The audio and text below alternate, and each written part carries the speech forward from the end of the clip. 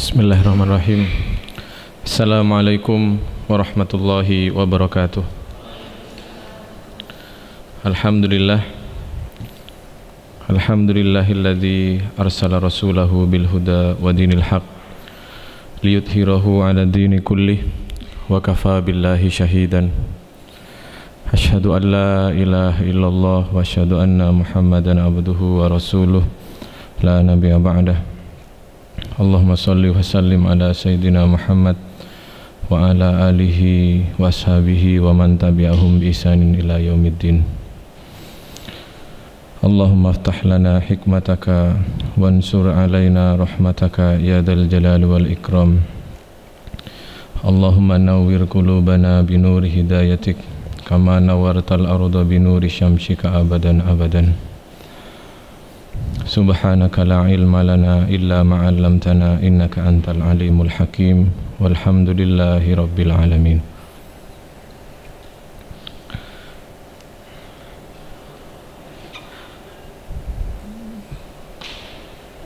Pagi hari ini kita semua akan melanjutkan kajian tentang nama-nama indah, nama-nama terbaik Allah SWT, Asmaul Husna. Seperti yang saya sampaikan selalu, salah satu cara kita bertauhid kepada Allah SWT adalah dengan mengenal asma-asmanya, mengenal keagungan nama-namanya. Dari situlah hati kita akan mudah-mudahan menemukan jalan untuk semakin yakin, semakin bertauhid, dan dari mengenal asma Allah ini pula kita mendapatkan buah dari bertauhid kepada Allah Subhanahu wa taala. Dengan mengenal lebih dalam lagi, merenungkan lebih dalam lagi tentang Allah Subhanahu wa taala, membuat buah dari tauhid ini hadir pada diri kita. Buah dari kita mengucap la ilaha illallah hadir pada diri kita. Buah dari keimanan yang membuat hati lezat, yang membuat hidup nyaman, yang membuat hidup tentram, yang membuat kita memiliki qalbun mutmainnah, hati yang tentram, adalah ketika hati benar-benar mendapatkan karunia bermakrifat atau mengenal keagungan kebesaran Allah Subhanahu wa taala. Saya pernah mencontohkan Nabi Yusuf saja. Di kisah Nabi Yusuf, wanita-wanita, akhwat-akhwat yang dikumpulkan, kemudian ditampilkan Nabi Yusuf, sudah membuat hilang akal sehatnya, sudah membuat sesuatu yang sebenarnya menyakitkan menjadi tidak terasa, sesuatu yang merusak fisiknya tidak terasa, membuat berbunga-bunga hatinya, membuat bergembira hatinya, hanya sekedar melihat makhluk ciptaan Allah, hanya makhluk sekedar ciptaan Allah yang juga lahir dari sunatullah melalui setetes sperma dari ayahnya, kemudian menjadi anak kecil, sempat dibuang, sempat didolimi oleh saudara-saudaranya, didewasakan oleh Allah. Yang ngatur rambut Yusuf adalah Allah SWT, yang membentuk matanya Yusuf adalah Allah SWT, yang mengatur kemancungan hidung Nabi Yusuf adalah Allah SWT, yang membuat putih lembut-lembutnya, halus-halusnya pipi wajah Nabi Yusuf adalah Allah SWT. Hanya sekedar makhluk membuat dunia ini serasa tidak ada apa-apanya, semuanya bergembira, hati wanita-wanita saat itu semuanya berbunga-bunga. Hasya Allah, kata mereka, sampai mereka mengiris jarinya sendiri tanpa terasa. Itu hanya melihat makhluk. Bagaimana kalau hati dikenalkan oleh Allah, bukan kepada makhluk tapi Al-Khaliq yang menciptakannya? Bagaimana kalau hati ini sudah tersambung setiap saat, sering memandang keagungan, kebesaran yang menciptakan Yusuf? Itulah mengapa orang-orang yang berjihad di Palestina, sahabat-sahabat Rasul yang berperang di Badar, ya, 70 orang, mohon maaf, 300 orang melawan 1000 orang, ya, kemudian perang sahabat yang dipimpin oleh Khalid bin Walid, ya, berperang melawan tentara Romawi 200.000 melawan 40.000, ya. Mereka berani. Kenapa? Yang mereka melihat yang ada di dalam hatinya adalah keimanan kepada Allah SWT, kerinduan kepada pemiliknya. Senantiasa hati ini buncah oleh mengagungkan Allah SWT, sehingga sudah tidak melihat apa resiko yang akan mereka alami. Mereka tidak melihat nanti akan ada pedang yang menebas lehernya, ya. Sebelum mereka meninggal mungkin akan mengalami sakaratul maut, akan terpanah terlebih dahulu, merasakan 1-2 panah. Mereka sudah keluar dari melihat rasa sakit, yang ada adalah mereka kerinduan kepada Allah SWT. Mengapa mereka rindu kepada Allah SWT? Sebagian orang lain tidak. Sebagian orang yang mengatakan berislam tidak. Orang-orang munafik di Madinah tidak. Kenapa? Berbeda dalam mengenal Allah SWT, berbeda dalam keyakinan. Dan ini ilmu hati, bukan ilmu di sini. Ilmu di hati kita, nur di hati kita.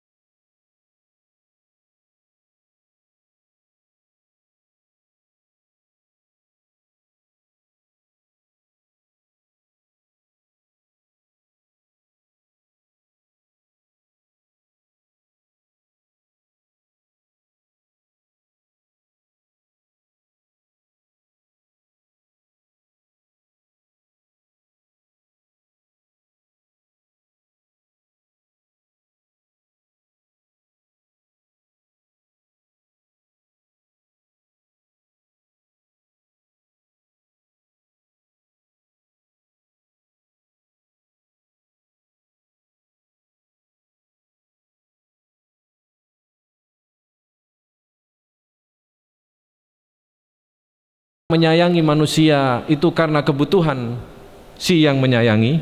Contoh, saya mencintai istri saya supaya apa? Pertama, paling utama supaya istri saya taat. Berarti saya punya tendensi saya mencintai istri saya. Saya punya tendensi mencintai anak saya supaya anak saya patuh. Enggak Pak, saya terserah meskipun istri saya taat atau tidak taat, saya tidak masalah. Yang penting saya mencintai istri atau anak saya atau mencintai teman saya ini. Masih ada tendensi, yaitu apa?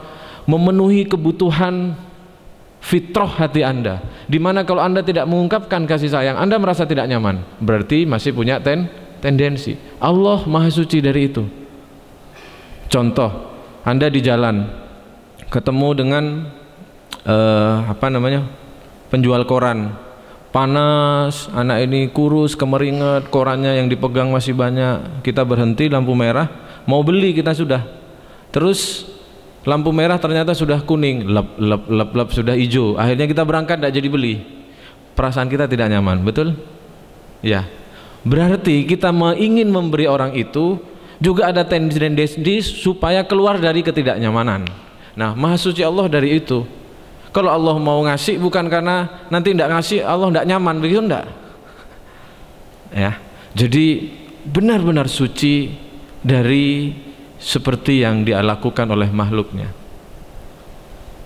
Bahkan Imam Al-Ghazali mengatakan agak tidak sopan, kata beliau, ketika kita menyebut pengertian maha suci itu disebut dengan maha suci Allah dari ketidaksempurnaan.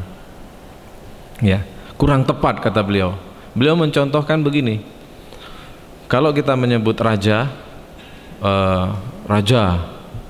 tapi kemudian kita mengatakan di satu sisi kita bilang cuman raja itu tidak bisa menjahit, berarti kita sedang kita memuliakan raja ini.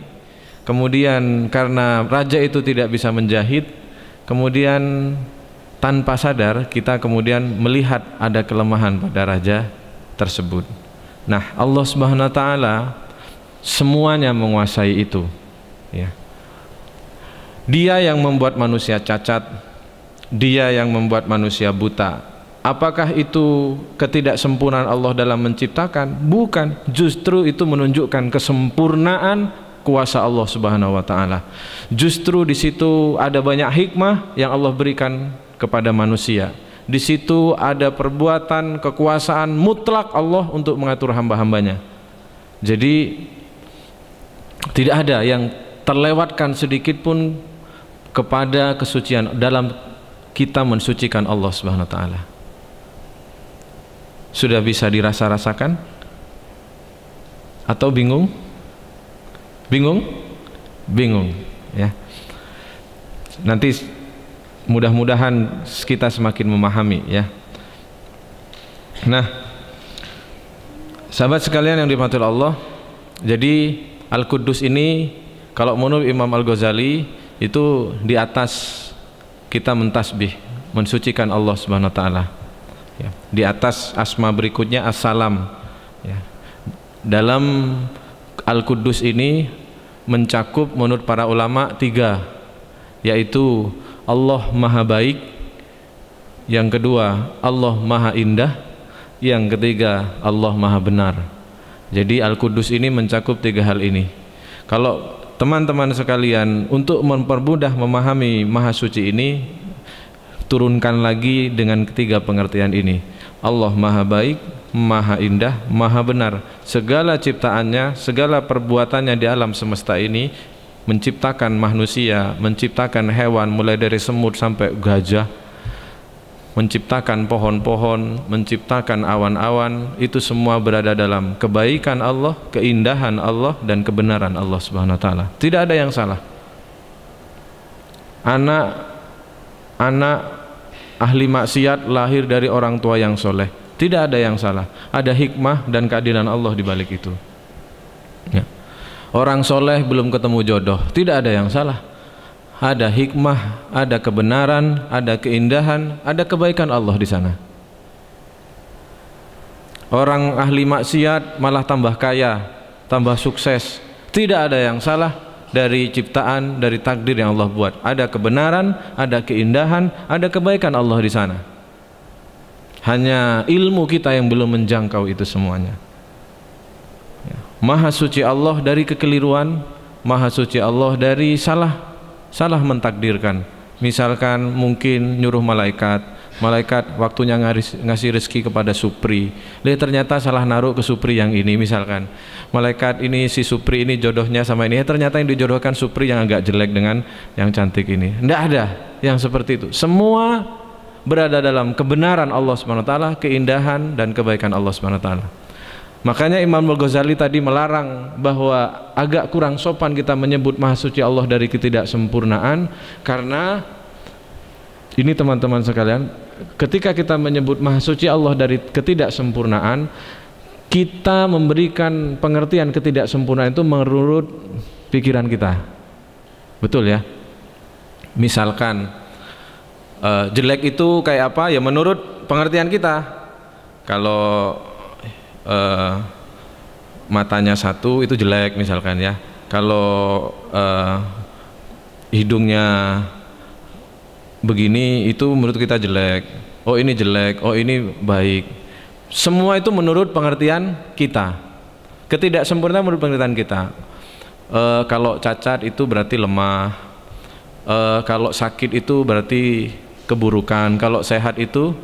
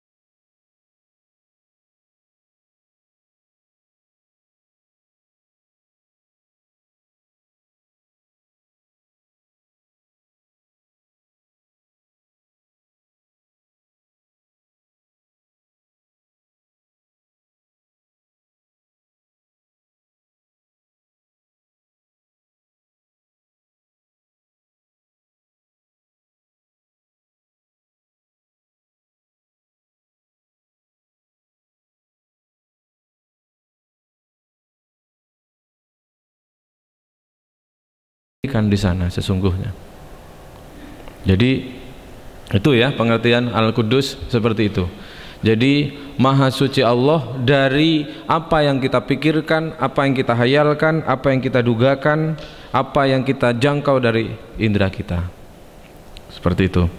Maka Nabi Musa yang ketika diminta oleh Allah, luar biasa Nabi Musa itu ya, sampai Rasulullah ketika dicaci maki, dihina, disakiti, beliau masih mengatakan ini tidak ada apa-apanya dibanding perlakuan Bani Israel kepada saudaraku Musa alaihissalam.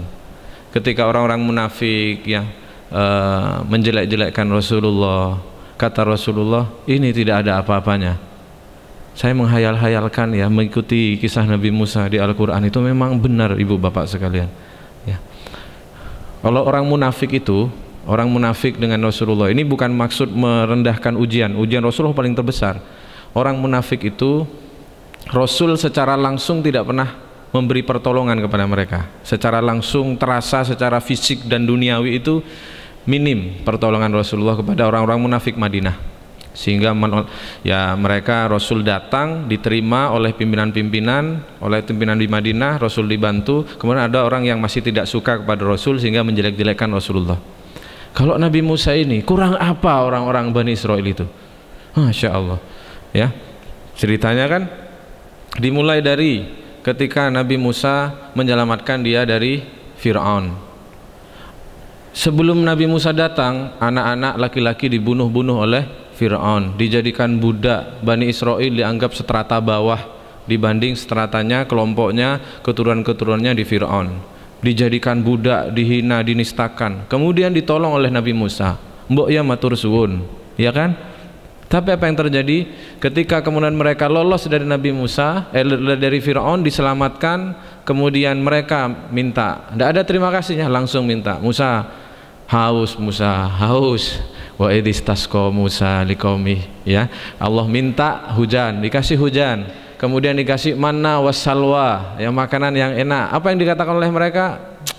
Oh sok mangan ngene terus rek mbok yo sampean njaluk po nang Gusti Allah, nang Tuhane sampean iku kaya apa namanya? Minal dari timun kacang itu ya, surah Al-Baqarah itu ya. Nabi Musa jengkel. Ya wis budal mrono nang sebuah kota ya. Ihbitu misron fa innalakum ma sa'altum ya. Untukmu apa yang kamu minta. Akhirnya apa? Dikasih kehinaan, dikasih kemiskinan oleh Allah. Sudah cukup, oke selesai. Kemudian Nabi Musa pamit, Harun tolong jaga ini Bani Israel ini. Aku tak pergi 40 hari memenuhi panggilan Tuhanku. Pergi. Sudah dikasih makan, sudah diselamatkan. Tinggal 40 hari saja Bapak Ibu sekalian mulai nyembah patung sapi. Ya, sampai Harun dicekel, dicengkeweng sampai Nabi Musa. Kamu itu wis tak omongi loh Musa, kamu jangan begitu, nanti kalau tak paksa-paksa mereka kamu yang marah ke aku. Itu sudah selesai, beres ya, selamatkan. Sudah mereka kembali nurut, diajak masuk ke Palestina ya. Wa id qulna dukhulu hadhil qaryah ya, masuklah kamu ke dalam negeri ini. Apa yang mereka lakukan?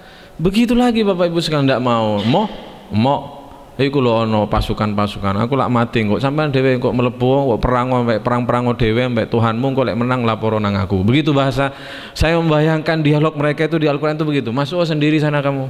Nanti kalau menang ya aku baru masuk, tapi kalau kamu kalah ya rasakno dhewe wong aku wis ngomong gak gelem kok. Gitu. Nabi Musa. Akhirnya mereka dipaksa, diperintah, akhirnya mau masuk. Masuknya kemudian kan suruh masuk dalam keadaan khitoh dan meminta ampun, dalam keadaan bersujud ke kota Palestina. Apa yang mereka lakukan? Ngece Bapak Ibu sekalian. Tidak bersujud malah bokongi, datang dengan bokong di belakang gitu loh ya, begitu. Kemudian mengganti-ganti. Nah Nabi Musa ini saya sampai cerita tentang Nabi Musa, bagaimana kesabaran beliau. Jadi kalau Bapak Ibu sekalian ketemu dengan teman yang kurang enak, kita sudah ngasih kebaikan, malah balasnya tidak baik. Mbok yo kok gak ono matur suwune ya, malah awak dhewe apik malah dirasani. Jeung sampean lho jaren, "Wih, temen sapa sing ngomong wong iku masyaallah padahal aku luwes apik nang de." Tenang. tenang, turunkan tensi dulu, ingat Rasulullah SAW, ingat Nabi Musa ya. Saya membayangkan perasaan Nabi Musa, urusan dengan Allah, jelas-jelas orang ini mau dibawa ke surga ya. Kalau saya yang jadi nabi waktu itu kan mungkin paling ya protes, wis karepmu wis sampai diajak nang surga gak gelem, mutung saya. Tapi Nabi Musa kan tidak ya, luar biasa. Nah, jadi kalau kita lagi mendapatkan respon kurang baik dari orang-orang yang kita harapkan kebaikan dari dia, ingat Nabi Musa ya, bagaimana bertubi-tubi beliau ya, diselamatkan nyawanya, kemudian dibantu, dikasih makanan, diajak masuk ke Palestina, semua dihianati semua oleh Bani Israel ini. Nah, dan cara berkhianatnya itu tahu Bapak Ibu sekalian, kalau bahasa orang Madura bilang ngelemis, ngice-ngice gitu loh Bapak Ibu ya, ngice-ngice, bukan ndak mau karena saya kok kurang yakin, ndak begitu ya, terus no sampai dewe sing budal, ngice-ngice, wajah-wajahnya itu wajah-wajah model-model begitu, itu kan bencek no ya, kutu tak Musa ya. Nah, tapi Nabi Musa itu luar biasa beliau ya. Nah, bahkan Nabi Musa ketika 40 hari yang tadi saya kisahkan itu ingin melihat Allah SWT, Allah berkata, kamu tidak akan bisa melihat aku Musa, tapi cobalah kamu lihat di balik bukit itu, niscaya kamu akan melihatku. Yang dimaksud beberapa mufassir mengatakan itu adalah nur Allah SWT ya. Diperlihatkan cahayanya saja langsung geplak semaput Nabi Musa ya, pingsan. Kemudian beliau meminta ampun kepada Allah ya, ya Allah ampuni saya kurang sopan kepada engkau ya Allah. Nah, tidak terjangkau. Nah sahabat sekalian dirahmati Allah, kalau begitu apa bagian hamba terhadap sifat Allah Al-Qudus ini? Kata Imam Al-Ghazali di sini, bila seorang hamba ingin mendekat kepada Al-Qudus, ingin merasakan makrifat dengan Al-Qudus, maka dia harus mensucikan dirinya dari hal-hal yang sifatnya pengetahuan. Dia harus membersihkan dirinya, mensucikan dirinya dari hal-hal yang sifatnya hawa nafsu, hayalan-hayalan, dan mencukupkan diri dari sekedar pengetahuan yang sifatnya indrawi ya. Kalau seseorang ingin mendekat atau ingin meniru atau ingin mengambil hikmah dari sifat Allah Al-Qudus ini, maka dia harus mensucikan dirinya dari merasa cukup dari memiliki ilmu yang sekedar sifatnya indrawi saja, dan juga mensucikan dirinya dari syahwat dan hawa nafsu dan hayalan-hayalan. Pertama, mensucikan diri dari merasa cukup dari pengetahuan yang sekedar sifatnya indrawi. Contoh begini, ibu-ibu sekalian, ini kunci kita meraih ketenangan dan kebahagiaan hidup, kenyamanan dalam hidup kita. Dulu sebelum ada kita di bumi ini, kita ini berbentuk ruh, betul ya?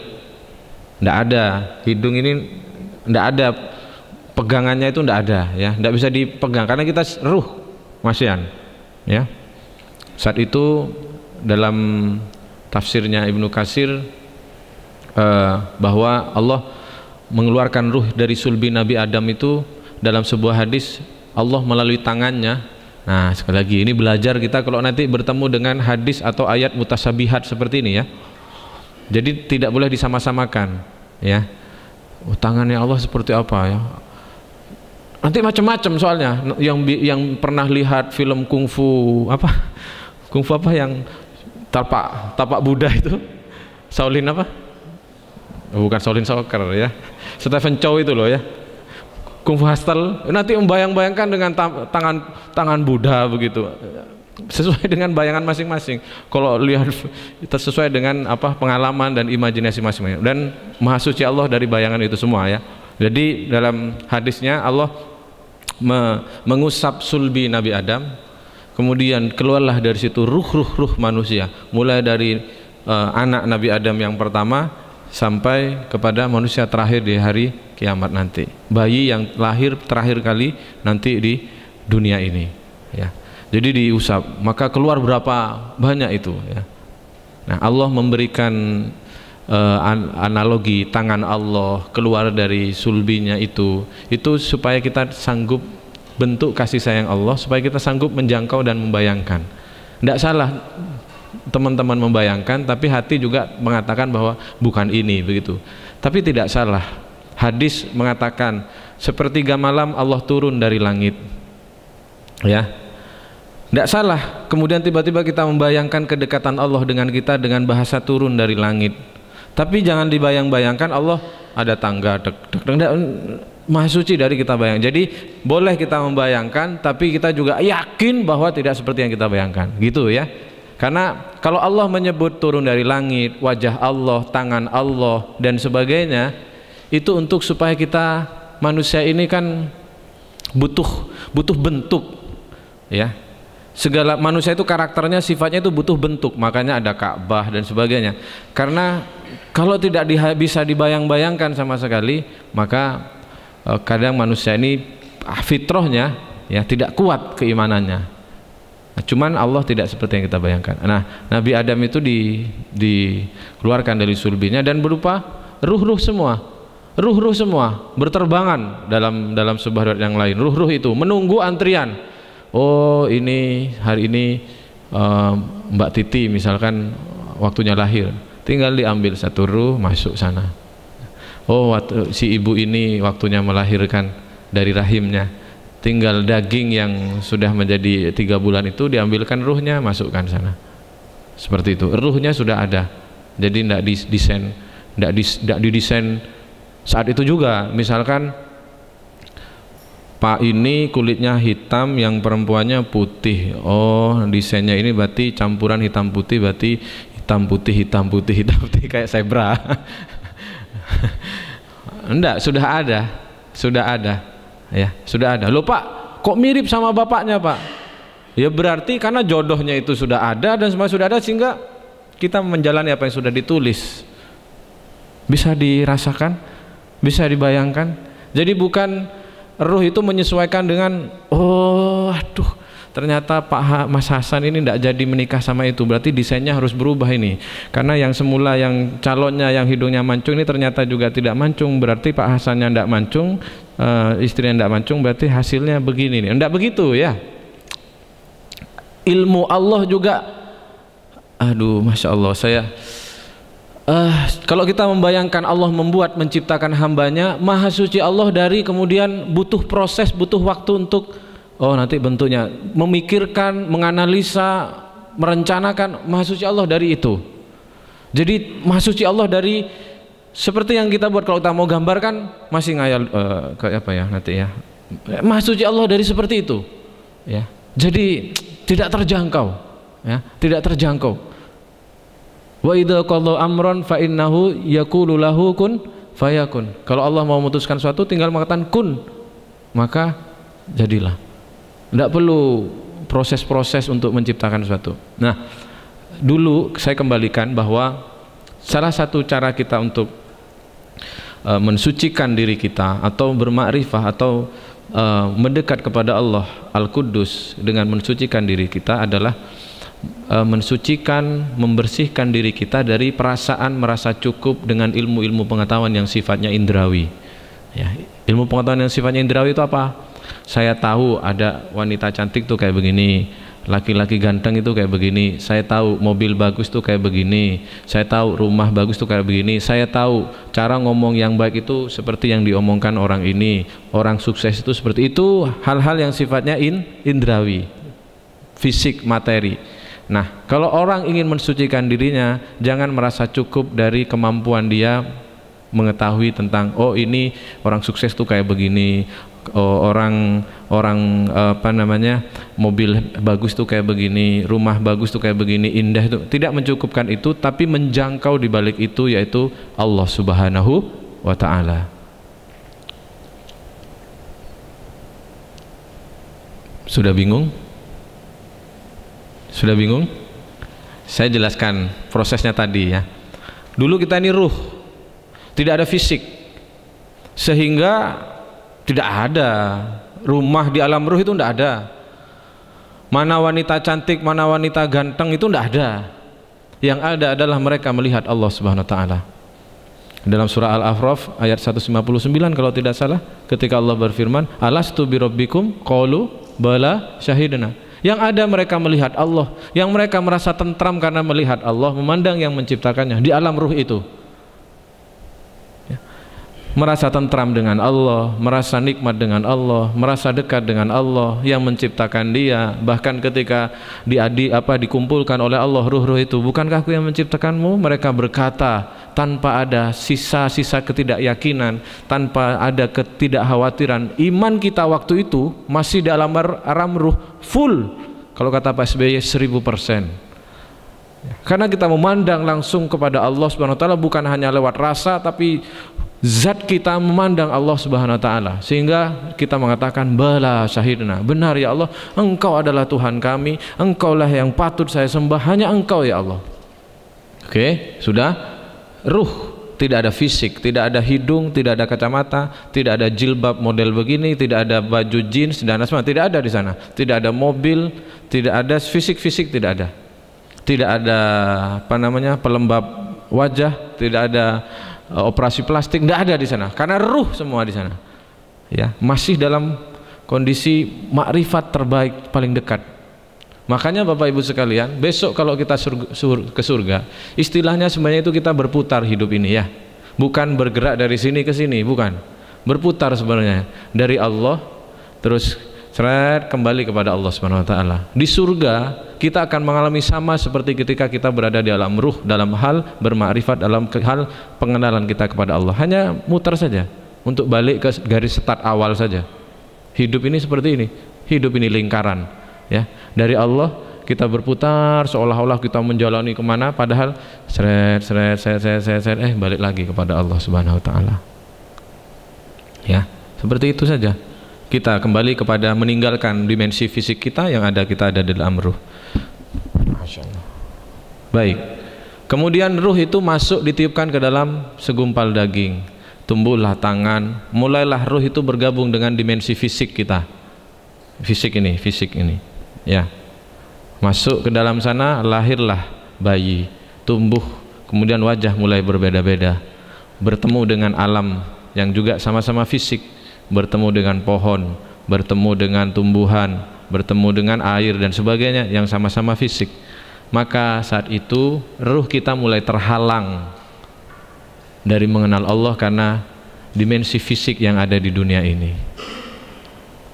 Ya, kita mulai melihat bahwa ketika suami kita memberi uang kita secara fisik, secara indera, secara kasat mata, jelas-jelas yang ngasih siapa? Siapa yang ngasih? Suami. Kita mulai bias di sana. Oh, terima kasih, yang ngasih ini adalah suami saya. Kita mulai lupa kepada hakikat yang memberi rezeki adalah Allah. Karena kita berinteraksi dengan fisik-fisik, mulai kita bergeser, mulai kita kemudian bias antara hakikat semuanya adalah pemberian Allah dengan kita meyakini ada yang kuat. Ketika kita ada yang kuat, ada yang bisa menyakiti, ada yang bisa membunuh, ada yang bisa menzolimi. Fisik-fisik itu, makhluk-makhluk itu bisa memukul, bisa menyakiti, bisa menolong, bisa memberi uang, bisa memberi rizki. Kita bias, mulai bergeser kepada keyakinan-keyakinan itu. Nah, kata Imam Al-Ghazali, orang yang suci adalah kemudian dia mulai merasakan, mengingat kembali, bertafakur bahwa di balik fisik-fisik itu ada Allah Subhanahu wa taala yang mengatur dirinya, yang menjaga dirinya, ada keagungan ciptaan Allah Subhanahu wa taala, ada kebaikan Allah, ada keindahan Allah, ada kebenaran Allah yang ada dalam semesta ini. Nah, orang yang ingin mensucikan dirinya, maka dia melampaui ya batas hal-hal yang sifatnya fisik, hal-hal yang sifatnya materi, sehingga dia bergantungnya tidak kepada manusia, sehingga dia tidak berharapnya tidak kepada makhluk. Oke, saya yang ngasih rezeki saya suami, oke, yang ngasih saya rezeki adalah perusahaan saya, tapi hati saya juga yakin bahwa semuanya ini yang atur adalah Allah Subhanahu wa taala. Bahkan Imam Al-Ghazali dalam satu kitabnya saya sering pakai untuk melatih diri saya. Kalau Allah ingin membuat Anda mendapatkan belayan dari suami Anda, maka Allah akan, bahasa Imam Al-Ghazali, akan memaksa suami Anda untuk mencintai Anda. Dan suami Anda tidak bisa nolak kalau Allah ingin membuat Anda merasakan belayan kasih sayang suami Anda, sehingga suami ini dibuat baik oleh Allah. Bingung? Enggak ya? Jadi sulit Bu. Nanti makanya dampak ke tazkiyahnya nanti ini. Saya mengatakan begini, wah berat Pak. Nanti yang terakhir, yang pertama tadi kita semampu saya untuk menjelaskan tentang Allah Al-Qudus. Yang kedua adalah tentang bagaimana kita meniru berakhlak Asmaul Husna Al-Qudus, yaitu sucikan diri. Kemudian yang ketiga nanti adalah tentang dampak kita mengenal Al-Qudus ini kepada tazkiyah, kepada penyucian hati kita. Dampaknya apa? Saya ambil satu di antara sekian tazkiyah ya. Nah sekarang yang kedua ini. Yang pertama tadi pengetahuan-pengetahuan kita. Coba gini, dirasa-rasakan begini Bapak Ibu sekalian. Oke, rumah mewah. Kata Imam Al-Ghazali, Anda coba dibayangkan, carilah ilmu yang kemudian meskipun Anda katakanlah indera Anda itu hilang, tapi Anda masih merasakan manfaat dari ilmu tersebut. Dan satu-satu ilmu yang seperti itu adalah ilmu mengenal Allah Subhanahu wa taala. Ilmu mengenal rumah. Anda mengenal rumah bagus kayak begini. Tapi kalau mata Anda tidak dipakai, kemudian tangan Anda tidak terpakai, berfungsi rumah yang bagus itu? Berfungsi? Halo, berfungsi tidak? Tidak.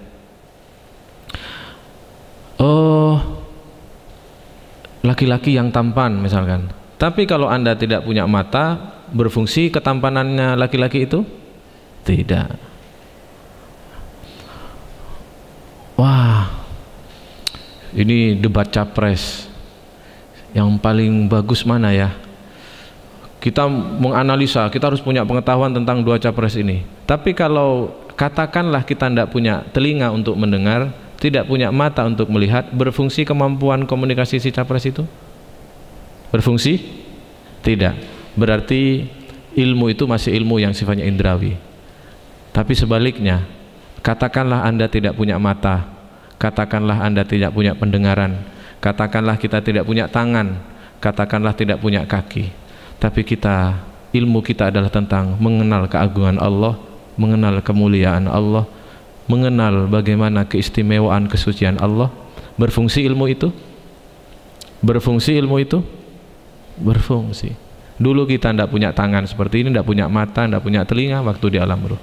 Maka kata Imam Ghazali, kalau Anda ingin mensucikan, jangan mencukupi hanya sekedar ilmu yang sifatnya dibutuhkan oleh indrawi, bermanfaat oleh indrawi, yang dimana kalau indra itu tidak ada, mata itu tidak ada, telinga itu tidak ada, tangan itu tidak ada, kaki tidak ada, ilmu itu kemudian tidak bermanfaat.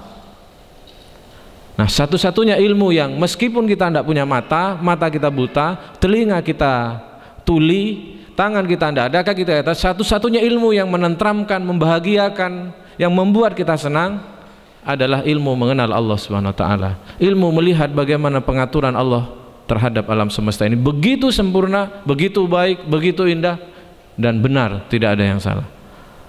Jadi kita harus memiliki itu. Nah, jadi gitu ya teman-teman sekalian. Jadi jangan merasa cukup dengan ilmu-ilmu yang kita miliki ya. Ilmu, kita punya ilmu akuntansi. Kalau mata kita tidak ada, telinga kita tidak ada, tangan kita untuk ngitung-ngitung itu tidak ada, berfungsi ilmu akuntansi itu? Tidak ada fungsinya. Ilmu komunikasi, how to ngomong misalnya.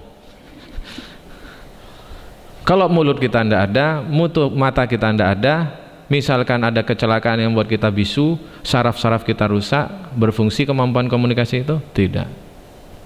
Yang masih berfungsi, andai pun indera ini semua tidak ada, adalah kenalnya makhluk kepada yang menciptakan. dekatnya makhluk kepada yang menciptakan, fahamnya makhluk terhadap siapa yang menciptakan.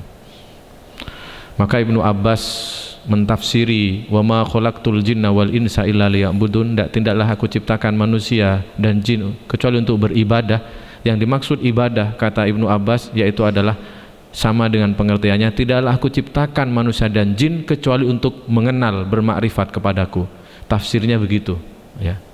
Jadi manusia diciptakan oleh Allah supaya Allah dikenal oleh makhluknya, Allah dipuji, Allah diagung-agungkan oleh makhluknya. Jadi kita diciptakan tujuannya seperti itu. Nah, tadi menjangkau melebihi dari ilmu yang sifatnya indrawi.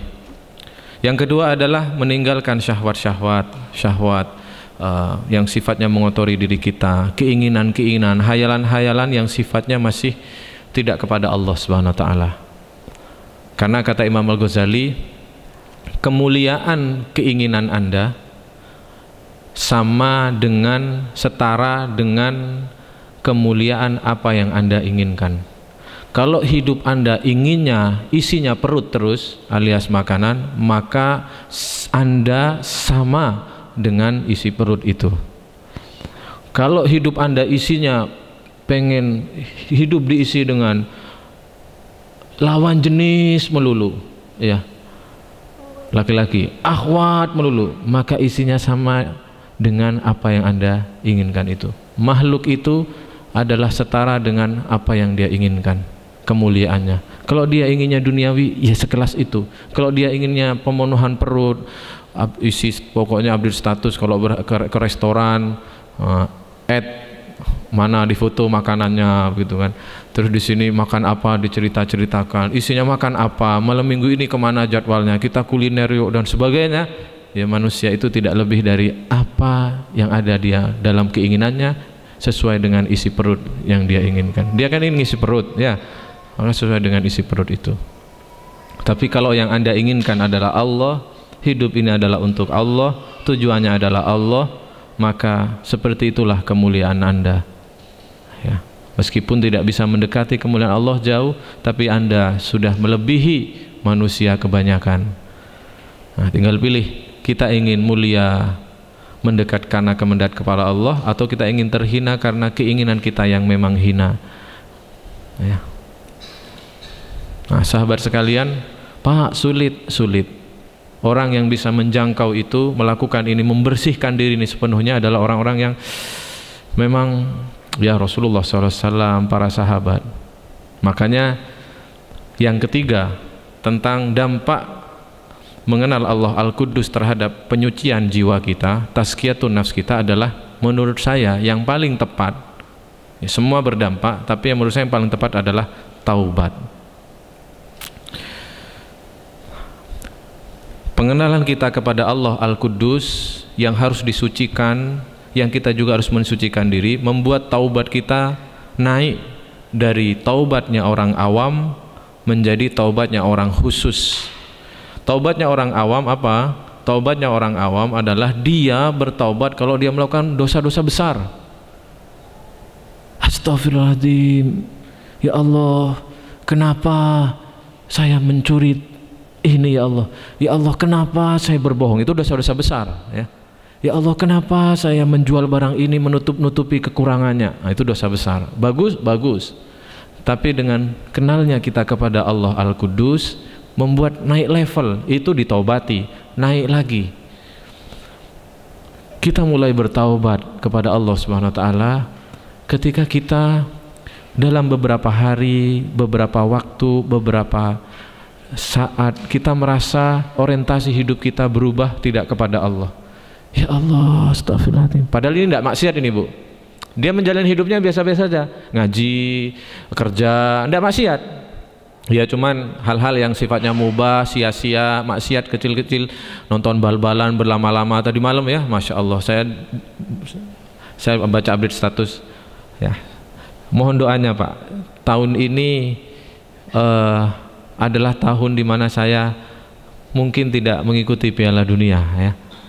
Ya, karena seperti saya bilang, di rumah saya tidak ada TV, ya. TV kemarin untuk ini dikembalikan ke Barbeku, ya. Saya baca di update status, saya ini idolanya bal-balan itu Spanyol Pak ya, Spanyol. Wah kalau Spanyol saya punya kaosnya dulu ya, kaosnya punya, ini punya ya, wis idola saya Spanyol. Betapa menyakitkan kalau idola yang diidolakan itu kalah. Dan tadi malam Spanyol itu kalah. Kalahnya juga tidak main-main. Kalah berapa? 5-1 dengan Belanda yang musuhnya dia di Piala Euro. Di Euro 2000 saya masih nonton bareng Pak. Ini jujur saya membuka aib Pak ya, tidak apa-apa ya. Ini tuh kelihatan betapa menyakitkan.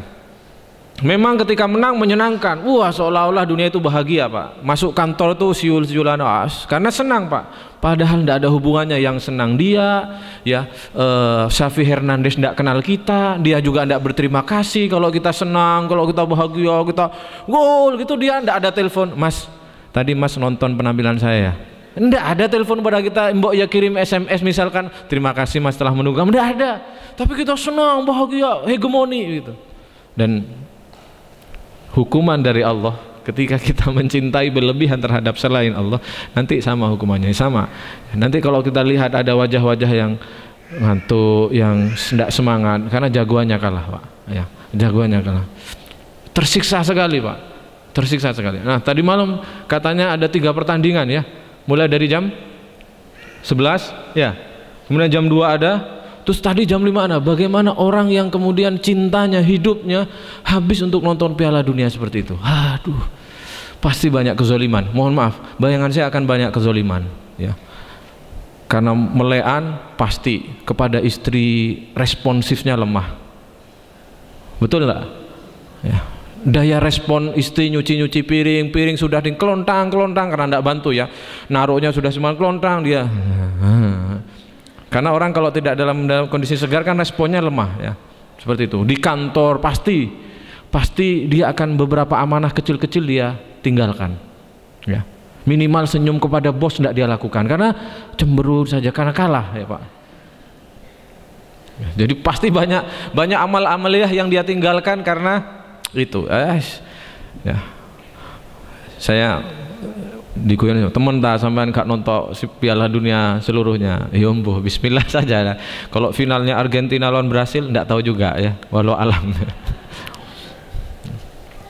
minimal ini ya, saya bukan sendiri kalau acaranya jam 2 malam, malulah kepada Allah Subhanahu wa taala.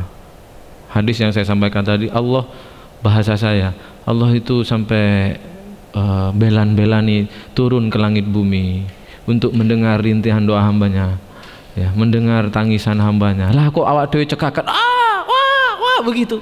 Aduh, kondisi itu sangat apa ya, ndak bois gitulah ya, ndak bagus ya, dilihat dari cara manapun tuh ndak bagus gitu loh ya. Ya kalau acaranya jam 8 jam 9 buat hiburan lah, kalau malam itu spesial ya, apalagi nanti Ramadan. Aduh ya.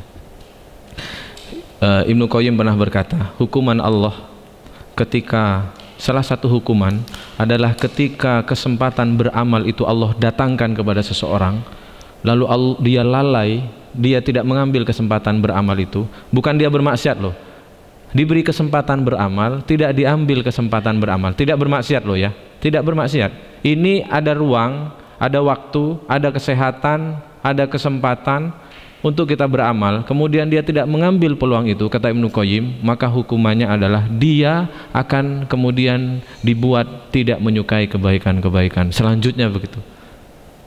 Dia akan, daya responnya kepada kebaikan itu menjadi turun, hanya karena ketika Allah sudah nyodori, nyole iki pahalane sak menele, ngaji iki pahalane sak menele, tahajud iki pahalane sak menele, terus tidak diambil peluang itu, maka akan dijauhkan dia dari kebaikan-kebaikan yang lain.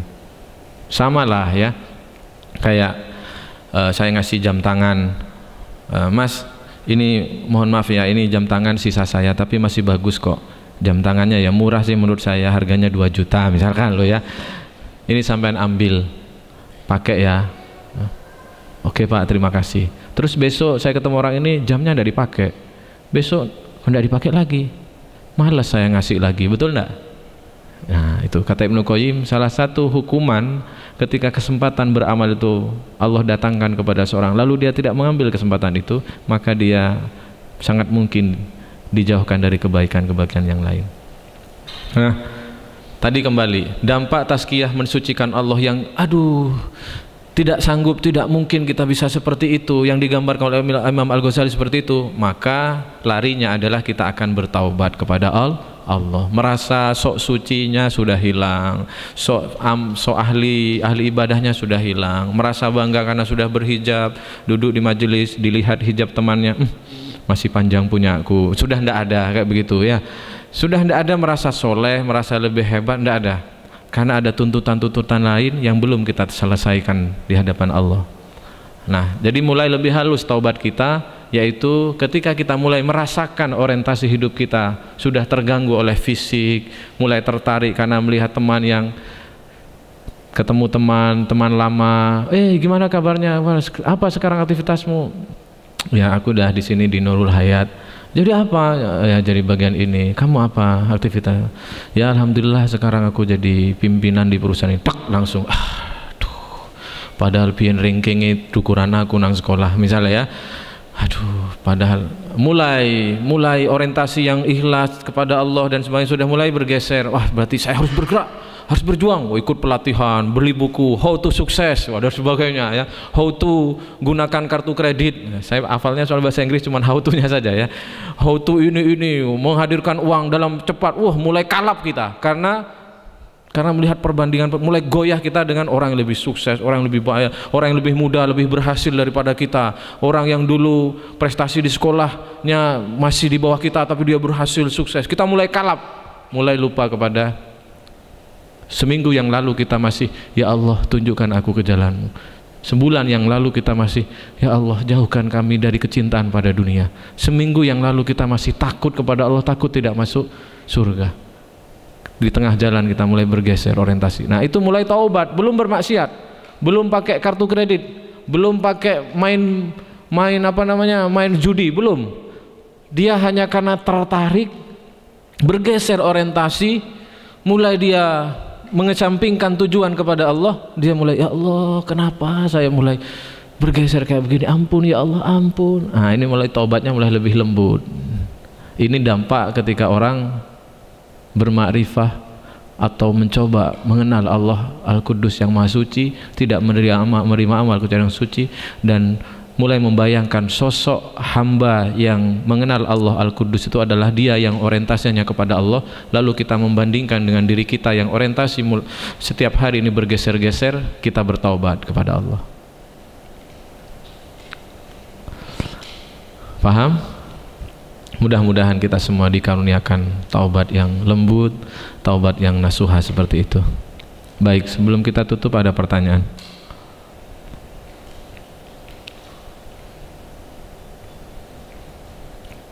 Ya, barangkali ada dari Bapak Ibu yang mau bertanya, silahkan.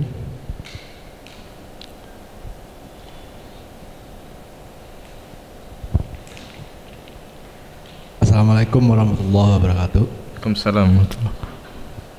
Saya cuma nanya ini Pak Ustadz Dery.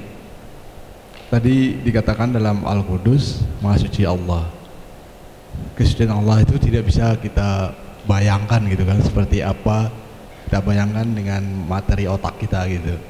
Nah misalnya dalam beribadah, kalau kita bayangkan sosok Allah, misalnya dia Maha Kuasa gitu, kekuasaannya yang tidak terbatas seperti seorang raja, apakah itu kita syirik jatuhnya gitu? Membayangkan apa kekuasaan Allah yang membayangkan Allah itu, misalnya kan dia kan Maha Kuasa gitu. Itu kita bayangkan dia seperti real kan, seperti sosok raja yang sangat berkuasa di atas segala raja gitu. Apakah kita jatuhnya syirik gitu? Ya. Terima kasih. Assalamualaikum warahmatullahi wabarakatuh. Waalaikumsalam warahmatullahi wabarakatuh. Insya Allah tidak, Pak. Insya Allah kita tidak jatuh syirik karena kita tidak ada kesengajaan. Ya, Allah Subhanahu wa taala sendiri dalam Al-Qur'an, sekali lagi, manusia itu karena dia adalah fisik ketika dunia, maka dia membutuhkan bayangan-bayangan fisiologis ya. Tidak masuk syirik insya Allah, hanya ditambahkan dengan keyakinan setiap apa yang Anda bayangkan itu bukan Allah, bukan seperti itu. Ada baiknya yang kita bayangkan itu adalah kalau kita membayangkan Allah Maha Kuasa misalkan, bayangkan ciptaan-ciptaannya, bayangkan bumi, Kalau Bapak sambil sholat membayangkan kecilnya bumi, membayangkan matahari, membayangkan orang yang dulunya kuat tiba-tiba sekarang sakit, orang-orang ternama dahulu ya, orang-orang beken sekarang terjatuh sakit, membayangkan orang sekuat apapun, sekaya apapun, dia tidak bisa melawan umurnya. Betul? Bapak bisa membeli umur? Bisa Pak? Saya mumpung ada uang 10.000 dengan harga 10, misalnya ada toko yang jual menjual umur 100.000 bisa turun setahun, misalnya bisa mundur setahun. 100 juta bisa turun 50 tahun. Ada yang bisa begitu? Tidak ada. Orang kaya manapun, sekuat apapun, presiden, raja, siapapun tidak bisa melawan umurnya. Dia semakin tua. Nah, kita melihat, ya Allah, bagaimana hamba tidak bisa melawan, ya, tidak bisa melawan kekuasaan-Mu. Engkau telah menetapkan manusia itu bergerak dari kecil menjadi dewasa, kemudian menjadi tua renta, fisiknya lemah, dicabut satu persatu, ketampanannya dicabut, kekuatan fisiknya dicabut, selera-seleranya dicabut, persatu dicabut, sampai dicabut semua, meninggal dunia. Nah, membayangkan kekuasaan Allah tuh di situ Pak, ya, seperti itu, gitu Pak ya. Maka Rasulullah ketika makom ihsan, ya, anta budallahu ka'annaka tarahu fa illam takun tarahu fa innahu yaraka. Engkau beribadah kepada Allah seolah-olah engkau melihat Allah, ya. Nah, kalau engkau tidak sanggup karena kita kemudian membayangkan Allah akhirnya, maka langsung oleh Rasulullah, kalau engkau itu dianggap tidak sanggup Pak.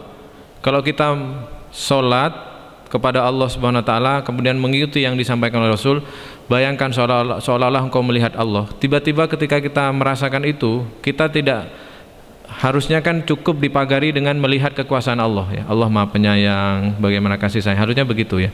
Tapi tiba-tiba muncul sebuah bentuk, maka itu dianggap ketidaksanggupan Pak, ya. Nah, fa illam takun tarahu, kalau engkau tidak sanggup, maka rubah, yakini bahwa Allah melihat dirimu, kata Rasulullah SAW. Seperti itu, gitu Pak ya. Baik, yang lain ada yang mau dipermasalahkan?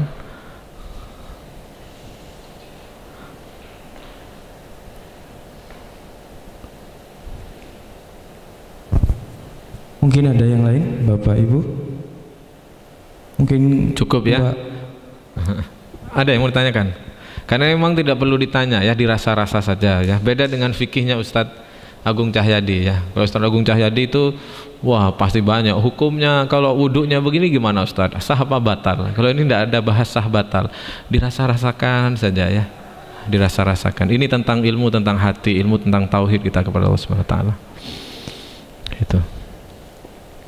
Kalau tidak ada, kita membaca Asmaul Husna.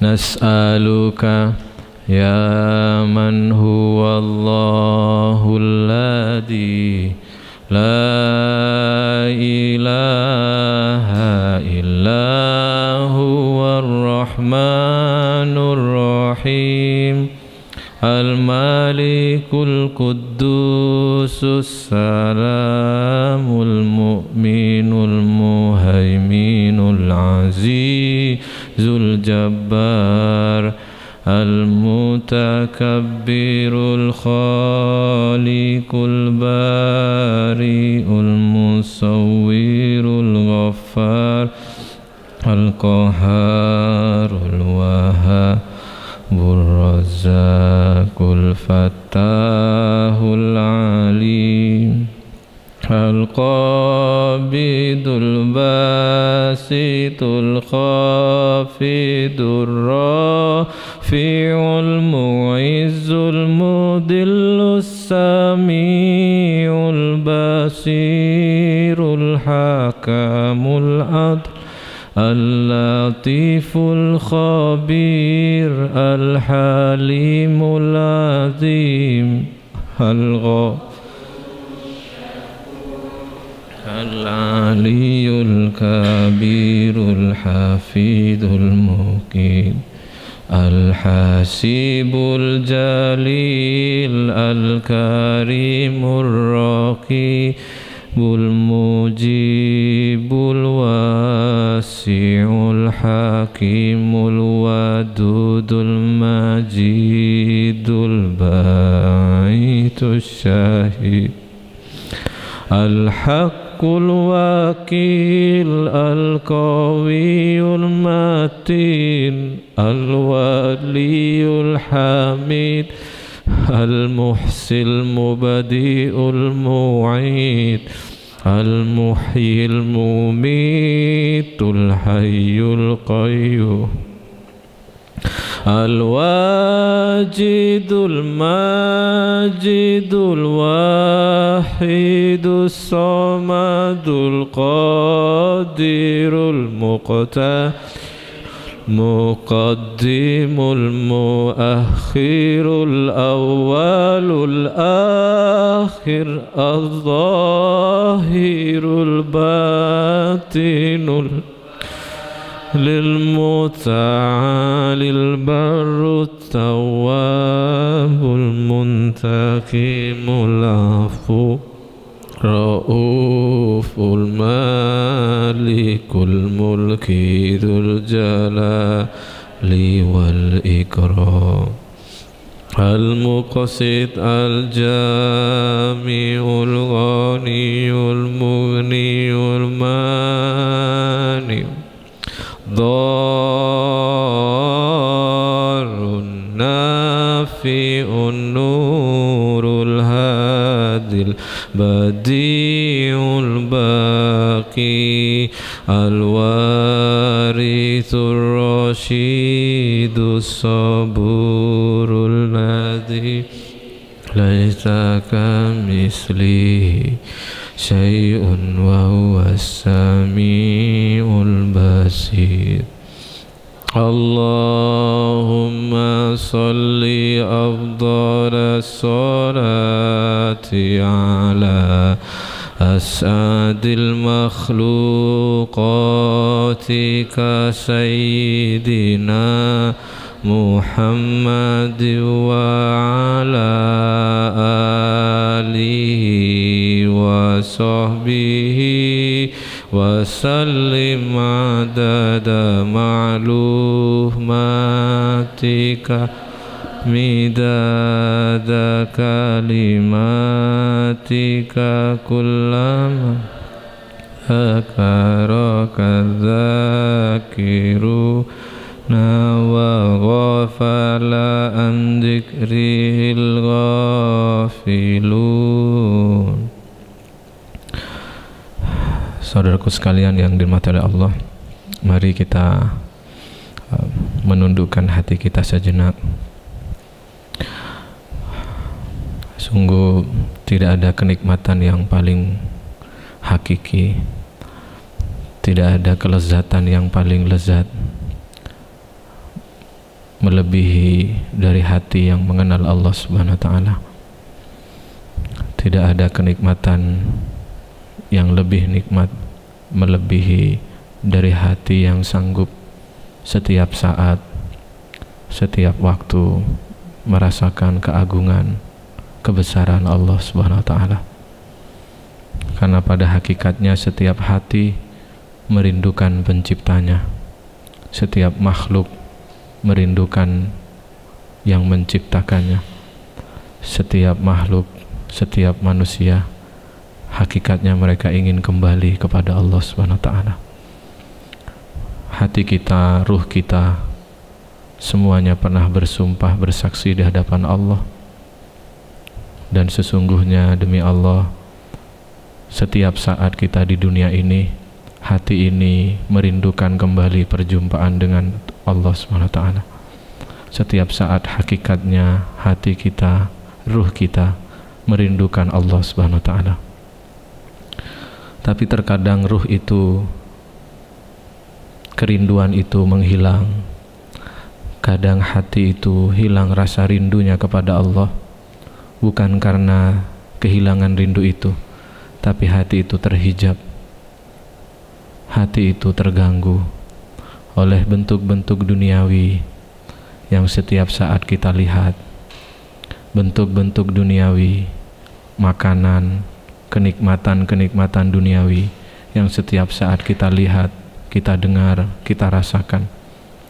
Itulah semua yang menghalangi kita dari kerinduan yang paling hakiki, yaitu kepada Allah Subhanahu wa taala.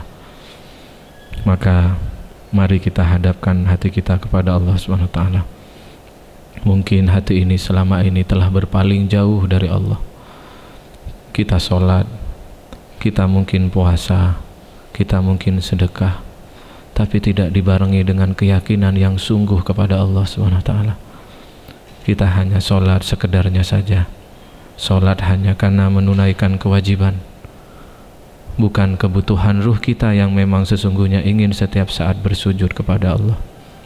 Demi Allah, hati yang benar-benar bersih, dan kita harus merindukan. Kita merindukan hati yang setiap saat rindu untuk sujud kepada Allah. Kita ingin hati ini selalu tersambung dengan Allah Subhanahu wa taala. Dan saudaraku sekalian, kalau Allah berkehendak, mudah bagi Allah untuk membuka hijab di hati kita. Mudah bagi Allah orang yang selama awalnya bergelimang dengan maksiat kemudian menjadi membenci maksiat.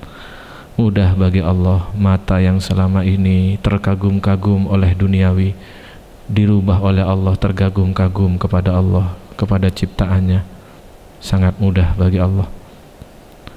Mari kita bermohon kepada Allah Subhanahu wa taala. Bismillahirrahmanirrahim.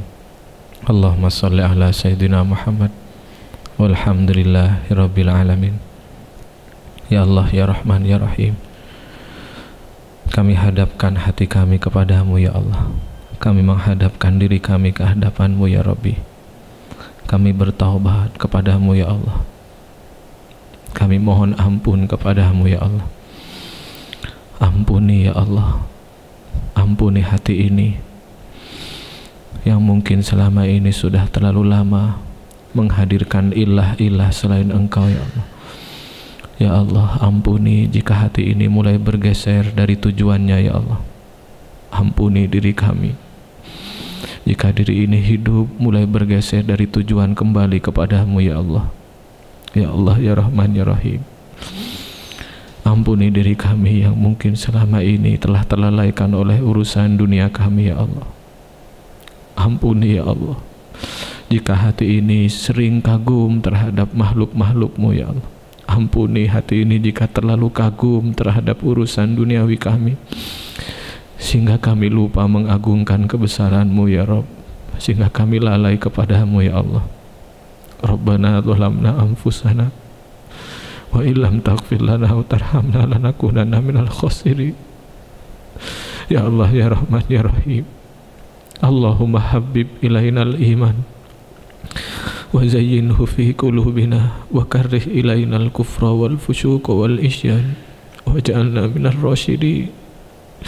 Ya Allah, ya Rahman, ya Rahim, jadikan hati ini hati yang mencintai keimanan kepadamu ya Allah. Karuniakan kepada kami hati yang yakin kepadamu ya Allah, yakin terhadap janji-janjimu ya Rabb, yakin terhadap keagunganmu ya Allah. Ya Allah, ya Rahman, ya Rahim, karuniakan kepada kami semua hati yang senantiasa takjub dengan keagunganmu ya Allah, senantiasa merasakan kelembutan kasih sayangmu ya Allah,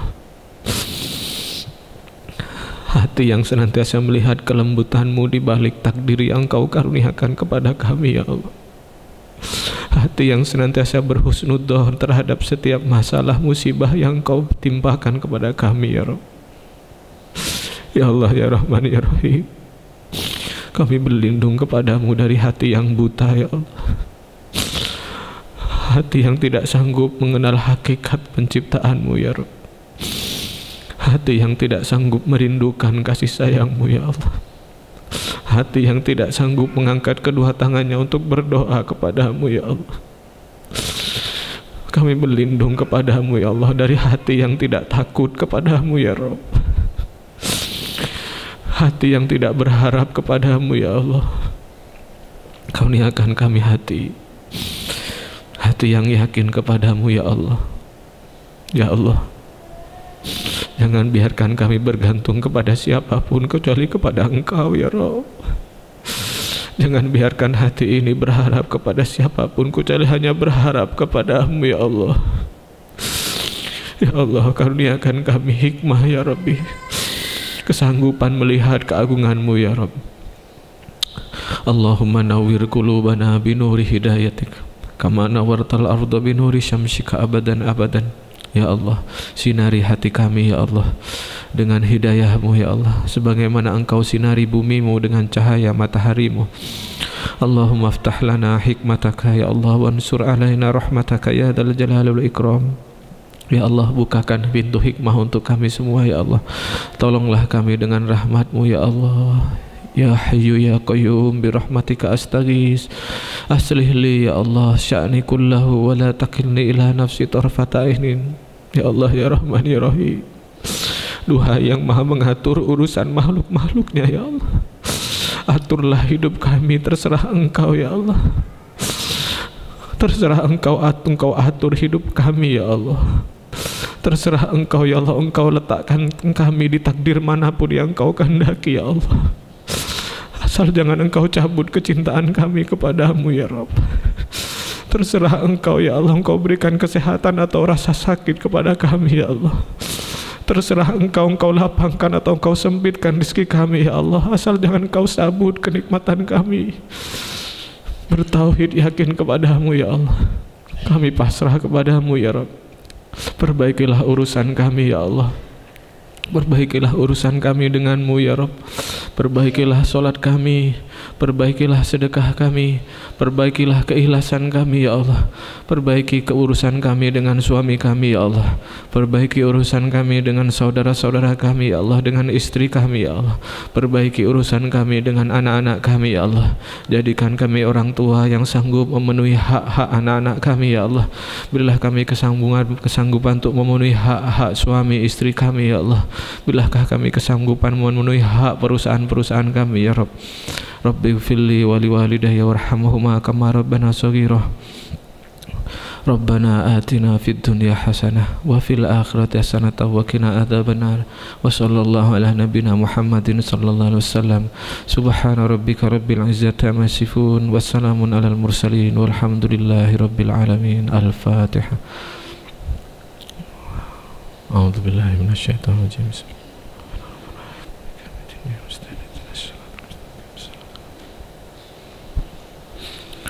Alhamdulillahirabbil alamin. Saudaraku sekalian, mudah-mudahan Allah mengkurniakan rahmatnya di majelis kita kali ini, menguatkan lagi apa yang disampaikan oleh Mas Fatur tadi MC. Minggu depan ibu bapak sekalian, kajian pagi dimundurkan menjadi siang hari. Pagi hari yang seharusnya Ustadz Yahya, insya Allah beliau tidak mengisi di Surabaya, beliau akan mengisi di Nurul Hayat Malang. Sedangkan di Surabaya, mohon disampaikan ke teman-teman, kita kajiannya dimulai Sabtu jam 1 siang. Kepada karyawan mohon semua ikut. Jam 1 sampai menjelang asar, insya Allah ada kajian tentang hikmah Ramadan yang